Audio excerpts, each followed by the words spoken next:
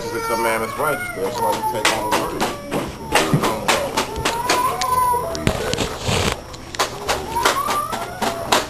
I got one little favorite precept about the children. You know what I'm saying? This is chapter 25 of Sirach, verse 3. If thou hast gathered nothing in thy youth, how canst thou find anything in thine age? Yeah, if you ain't learned nothing while you was young, how you gonna learn anything when you old? You just an old fool then. Or how commonly a thing is judgment for gray hairs and for ancient men to know counsel. Right. So pretty much, if you on that level, you supposed to be on that level. But most you see old heads nowadays, they just as wicked as you young niggas out here. Shit, it's not worse because they teaching y'all looking up to them and they teaching you wickedness, man. They teaching y'all how to do this shit. Nigga, I been in the judge game for damn 50 years, nigga. I ain't never got caught. Well, you ain't gonna find nobody ain't never got caught in 50 years and shit. Unless he just been small time, you know what I'm saying?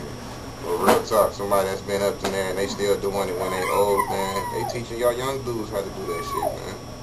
And y'all looking up to that, hey, man, OG Bobby Johnson looking at niggas. Dudes. And the sad thing about it, they be sacrificing the younger cats, man. Okay, since you said that, I'll just read this scripture. This is Ecclesiastes 11, verse 21. Marvel not at the works of sinners. That's it. But trust in the Lord and abide in thy labor. For it is an easy thing in the sight of the Most High on the sudden to make a poor man rich. And what labor is he talking about? Right. Laboring in iniquity. This is not talking about the riches of this world. We don't talk about this world. This is the history of Susanna. I'm going straight to the point. This is verse 48. So he standing in the midst of them said, Are ye such fools, ye sons of Israel, that without examination or knowledge of the truth, ye condemn a daughter of Israel? And that precept out to go along with that. Yeah, we bring that precept out. Ecclesiastes 11, verse 7. Blame not before thou hast examined the truth. Understand first and then review. I mean, and that goes to proper judgment. And that's all you niggas do. You jakes, all y'all do is blame before you even know what the hell is going on. Or you hear something and be like, oh, it's guilty already. Guilty already. Because you don't know nothing. And when we bring out the truth to you, you still don't get it. That's why the Lord ain't dealing with us. Like what? Huh? I mean, it's the same thing with our signs, right? Because people, you know, that what's that saying? A picture speaks 1,000 words. And people would see the signs and stuff and don't understand. You and hate Jesus? And then get the scoffing without even reading or understanding or asking any questions. You blame first, then ask questions later to your own destruction. And then throw shitty up. Right. I mean, you're going to be ashamed. But Israel don't got no judgment. 2/3 of Jake don't got no judgment. I mean, you don't got proper judgment. And only the elect and the 1/3 is going to get that proper judgment. Most of you niggas out there, y'all ain't going to get this. So, I mean, basically, to hell with you niggas. Right. Yeah, that's what you're really wearing is gasoline draws. Right, because you're just going to be fuel for the missiles. Yeah, missile fodder.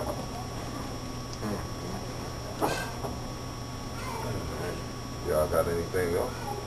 I was going to bring this out.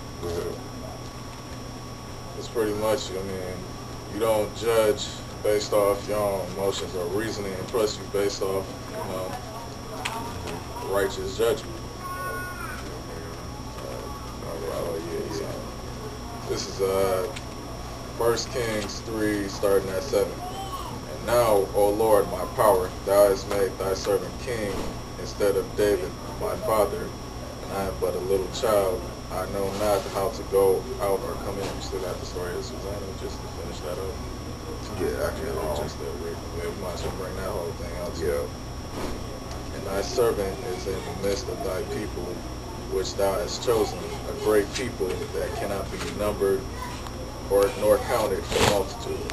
Give therefore thy servant an understanding heart to judge thy people, that I may discern between good and evil, or good and bad, Salakia. For who is able to judge this thy so great a people?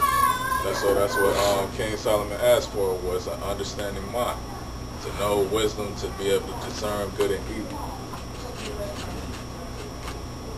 And you can't do that based on emotions or feelings. No, You have to judge righteous judgment according to the scriptures.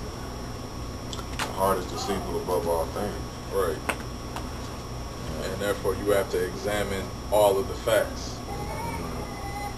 Yeah, I'm gonna read the whole book of history of Susanna. You know, for those that's interested in how this judgment went down, or you know, just a story on righteous judgment. So you gonna read the whole thing? Yeah, read the whole thing. This is the history of Susanna, starting from the top. There dwelt a man in Babylon called Joachim, and he took a wife whose name was Susanna, the daughter of Chelcias, a very fair woman, and one that feared the Lord. Her parents also were righteous and taught their daughter according to the law of Moses. There you go. That's how you know what righteousness is. Following the law of Moses. First 5 books. But you ain't saved by works, but by faith. Now Joachim was a great rich man and had a fair garden joining unto his house. And to him resorted the Jews, because he was more honorable than all others. The same year were appointed 2 of the ancients of the people to be judges, such as the Lord spake of, that wickedness came from Babylon, and the ancient judges from whom seemed to govern the people. These kept much at Joachim's house, and all that had any suits in law came unto them. So basically 2 wicked priests. Now when the people departed away at noon, Susanna went into her husband's garden to walk, and the 2 elders saw her going in every day and walking. So their lust was inflamed towards her, and they perverted their own mind and took away their eyes, that they might not look into heaven nor remember just judgments. That goes into looking at a woman, beholding a woman's beauty. Don't just go lusting after every man's woman. If that thought comes to your mind, cut it out at the door. You know, if you know this woman got a husband or a man, so to speak, cut that shit out of your mind right away. Unless your heart gonna lust after her, then you gonna commit sin because you let it enter into your mind. And albeit they both were wounded with her love, yet durst not one show another his grief. For they were ashamed to declare their lust, that they desired to have to do with her. Yet they watched diligently from day to see her. And the one said to the other, Let us now go home, for it is dinner time. So when they were gone out, they parted the one from the other, and turning back again, they came to the same place, and after that they had asked one another the cause, they acknowledged their lust. Then appointed they a time, both together, when they might find her alone. And it fell out, as they watched a fit time, she went in as before with 2 maids only, and she was desirous to wash herself in the garden, for it was hot. And there was nobody there save the 2 elders that had hid themselves and watched her. Then she said to her maids, Bring the oil and washing balls, and shut the garden doors, that I may wash me. And they did as she bade them, and shut the garden doors, and went out themselves at privy doors to fetch the things that she had commanded them. But they saw not the elders, because they were hid. Now when the maids were gone forth, the 2 elders rose up and ran unto her, saying, Behold, the garden doors are shut, that no man can see us. And we are in love with thee, therefore consent to us and lie with us. If thou wilt not, we will bear witness against thee that a young man was with thee, and therefore thou didst send away the maids from thee. Then Susanna sighed and said, I am straitened on every side, for if I do this thing, it is death unto me, and if I do it not, I cannot escape your hands. It is better for me to fall into your hands and not do it than to sin in the sight of the Lord. With that, Susanna cried with a loud voice, and the two elders cried out against her. Then ran one and opened the garden door. And when the servants of the house heard the cry in the garden, they rushed in at a privy door to see what was done unto her. But when the elders had declared their matter, the servants were greatly ashamed, for there was never such a report made of Susanna. And it came to pass the next day, when the people were assembled to her husband Joachim, the two elders came also full of mischievous imaginations against Susanna to put her to death, and said before the people, Send Susanna the daughter of Celius, Joachim's wife.